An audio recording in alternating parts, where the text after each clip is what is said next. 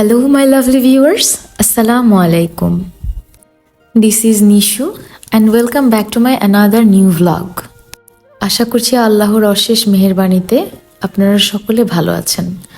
আমরাও আলহামদুলিল্লাহ অনেক ভালো আছি। তো আজকের ব্লগটি আমি সকাল সকালই শুরু করেছি। তো অফিস যাওয়ার জন্য আমি রেডি হয়ে অলরেডি বের হয়ে গিয়েছি।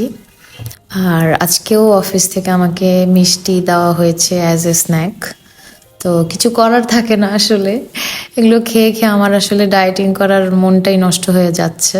তো এই জন্য আপাতত একটু বন্ধ আছি ডায়েটিং করা থেকে, খাচ্ছি যাচ্ছি, এই তো বিন্দাস অফিস থেকে রিটার্ন করার পথে।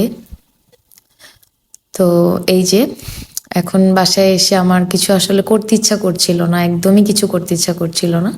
তো ফ্রিজে আমি একটু গরুর ফ্যাপসা তুলে রেখেছিলাম।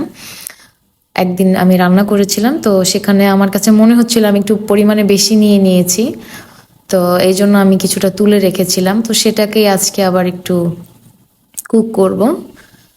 মাঝে মাঝে আমি এরকম করি, যেদিন আমার কাছে মনে হয় আজকে একটু রান্নাটা বেশি করা হয়ে গেছে, তখন আমি তুলে কিন্তু একটু ফ্রোজেন করে রেখে দিই।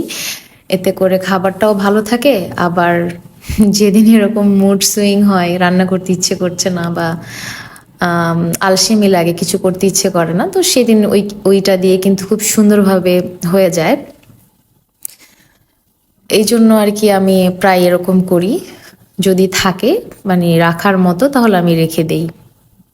তো এই তো এর মধ্যে রসুন পেঁয়াজ অ্যাজ ইউজুয়াল যেভাবে রান্না করি সেভাবে না করে একটু ডিফারেন্টভাবে করছি, যেহেতু এটা অলরেডি হাফ কুক বা অলমোস্ট কুক করা ছিল। তো এর মধ্যে এখন শুধুমাত্র আমি লবণ, রসুন কুচি, পেঁয়াজ কুচি দিয়ে আলুটাকে ভালো মতো একটু হালকা করে ভেজে নিব।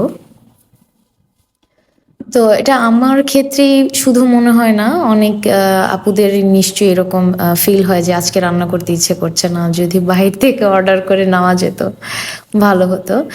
বাট আমার ফ্যামিলি থেকে আমি এরকম খুব কমই করেছি যে বাহির থেকে অর্ডার করে খেয়েছি, ইচ্ছে করছে না সেজন্য।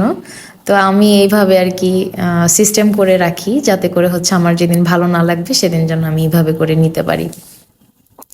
তো এর মধ্যে আমি এখন একটু গরম মশলা দিলাম পাউডার, যেটা একটু জিরার গুঁড়া দিলাম, তারপরে একটু ধনিয়া আর হচ্ছে একটু গোলমরিচের গুঁড়া এক্সট্রা করে দিলাম। তো আমার বাসার আমার মেয়ে এবং আমার হাজব্যান্ড এদের কিন্তু খুবই পছন্দ এই কারিটা। এই কারি হলে আমার মেয়ে এবং আমার হাজব্যান্ড ওদের কিছুই আর এক্সট্রা করে খুব একটা লাগে না, এক্সেপ্ট ডাল। তো দেখা যাচ্ছে এটা রান্না করাতে ওরাও হ্যাপি, আমিও হ্যাপি। তো এই ধরনের ট্রিক্স মাঝে মাঝে অ্যাপ্লাই করতে হয় আসলে। আমার মনে হয় এরকম কম বেশি আপনারাও সবাই ট্রিক্স হয়তো অ্যাপ্লাই করেন।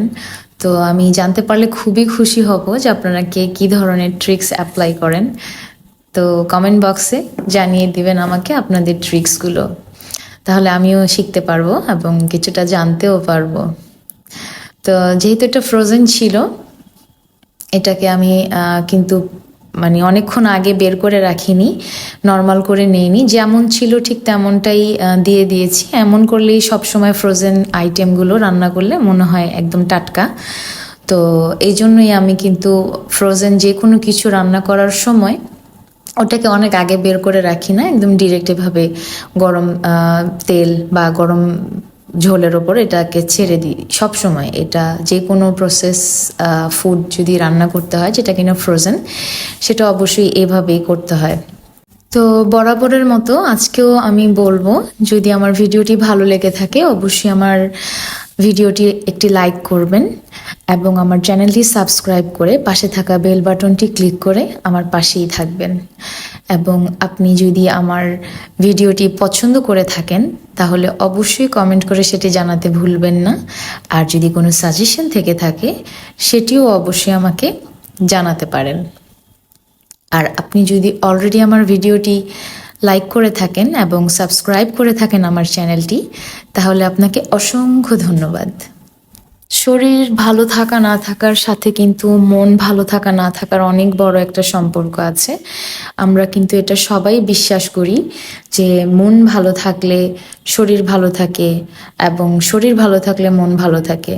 তো দুইটাই কিন্তু দুইটার পরিপূরক। আপনাকে সুস্থ থাকতে হলে মানসিকভাবেও শান্তিতে থাকতে হবে, আর শারীরিকভাবে সুস্থ থাকতে হলে মানসিকভাবেও শান্তিতে থাকতে হবে। তো আজকে আমার শরীরটা যেমন খারাপ লাগছে, মনটাও খারাপ লাগছিল। তো রান্না করার পর আমি আসলে একটু ওয়াশরুমে গিয়েছিলাম। তো ওয়াশরুম থেকে আসার পর আমি দেখি আমার আম্মু আমার জন্য পটলের ভর্তা আর চিংড়ি দিয়ে সাজনার ঝোল পাঠিয়েছে। আমি এত খুশি হয়েছি, আর আলহামদুলিল্লাহ আমি খুব তৃপ্তি সহকারে ভাত খেয়েছি। আলহামদুলিল্লাহ। আল্লাহ আমার আম্মুকে দীর্ঘজীবী করুক, আমার আম্মুকে নেক হায়াত দিক এবং আমার আম্মুর মনের সমস্ত নেক বাসনা পূরণ করুক। আমিন। আজ এই পর্যন্তই। সবাই ভালো থাকবেন, সুস্থ থাকবেন। আল্লাহ হাফেজ। আসসালামু আলাইকুম।